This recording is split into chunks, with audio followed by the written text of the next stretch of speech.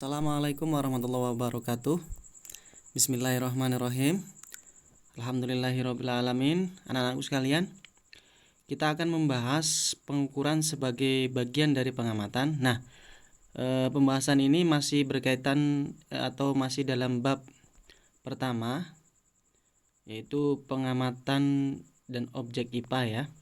Nah, mengukur merupakan kegiatan penting dalam kehidupan dan kegiatan utama dalam IPA, gitu ya. Nah, mengukur itu sendiri merupakan membandingkan suatu besaran dengan besaran jenis yang dipakai sebagai satuan. Terus apa yang diukur? Yang pertama ada besaran. Besaran itu sendiri adalah segala sesuatu yang dapat diukur dan dapat dinyatakan dengan angka. Contohnya massa, waktu, suhu, panjang. Yang kedua adalah satuan. Satuan adalah perbandingan dalam suatu pengukuran. Contohnya meter, kilogram, sekon, kelvin. Satuan itu sendiri dibagi menjadi dua. Yang pertama adalah satuan baku, satuan yang digunakan untuk melakukan pengukuran dengan hasil yang sama atau tetap untuk semua orang. Kemudian satuan tak baku, satuan yang digunakan untuk melakukan pengukuran dengan hasil yang tidak sama untuk orang yang berlainan. Besaran dan satuan ini merupakan besaran fisika. Yang dimaksud dengan besaran fisika itu apa? Besaran yang dapat diukur dan memiliki satuan. Itu yang dimaksud dengan besaran fisika. Nah, kita bahas besaran ya. Besaran itu sendiri dibagi menjadi dua, besaran pokok dan besaran turunan. Kita bahas besaran pokoknya terlebih dahulu.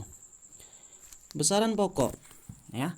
Besaran pokok itu sendiri merupakan besaran yang satuannya telah ditetapkan terlebih dahulu dan tidak diturunkan dari besaran lain. Nah, pada konferensi umum tentang berat dan pengukuran ke-14 tahun 1971 menghasilkan 7 besaran pokok. Nah, kalian bisa lihat ditampil itu ya. Panjang, satuannya adalah meter.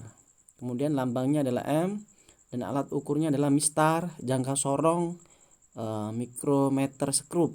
Massa, satuan internasionalnya adalah kilogram. Lambangnya adalah kg. Alat ukurnya neraca atau timbangan. Waktu, satuan internasionalnya adalah sekon. Lambangnya adalah S. Alat ukurnya adalah stopwatch atau jam dan seterusnya. Nah, kita bahas beberapa besaran pokok tadi ya. Misalnya panjang. Panjang itu sendiri menyatakan jarak antar dua titik dan dinyatakan dalam satuan internasional adalah meter. Alat ukur untuk mengukur panjang, yang pertama penggaris, jangka sorong, mikrometer, skrup. Dan nah, yang jadi pertanyaan, bagaimana cara membaca ukuran jangka sorong? Nah, Bapak sajikan sebuah video ya. Ini adalah jangka sorong mengukur sebuah skrup. Kalian lihat garis-garis merah itu sendiri ya. Garis merah pertama pada nilai 0 itu menunjukkan 2,4. Yang kedua adalah 0,07. Nanti tinggal ditambahkan, berarti 2,4 ditambahkan 7 ya, ditambahkan 0,07. Angka 7 itu dibuat milimeter jadi 0,07. Tinggal ditambahkan, hasilnya adalah 2,47 cm, dibuat cm. Selanjutnya ada mikrometer skrup. Nah, ini ada sebuah balok yang akan diukur dengan mikrometer skrup ya. Kalian perhatikan gambarnya, videonya ya, supaya kalian paham dan bisa tahu bagaimana cara mengukur dengan menggunakan mikrometer skrup.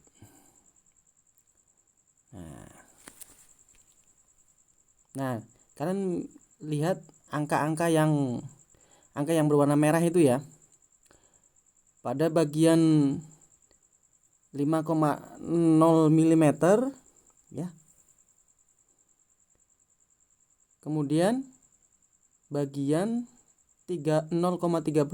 Kita tinggal nambahkan saja. Itu berarti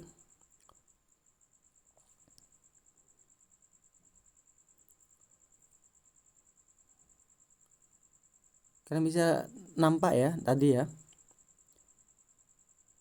Nah, putarannya kalian bisa lihat.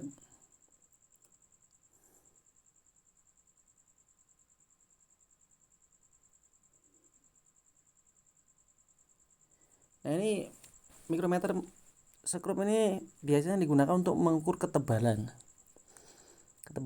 sesuatu benda. Nah, ketika yang berputar itu berhenti di angka 5, kemudian yang berputar itu garis yang sejajar adalah angka 31. Tinggal ditambahkan. Berarti 5 ditambah 4 ya, bukan 5. 4 ditambah 31 berarti 4,31. Gitu aja ya.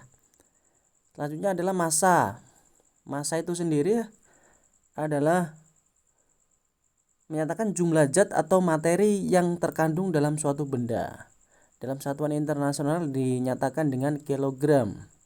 Ini adalah neraca, alat untuk mengukur massa. Waktu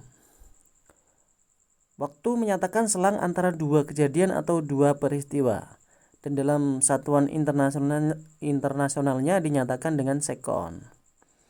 Ini alat untuk mengukur waktunya, ada stopwatch dan jam. Nah, itu materi singkat dari Bapak. Semoga dipahami. Wassalamualaikum warahmatullahi wabarakatuh.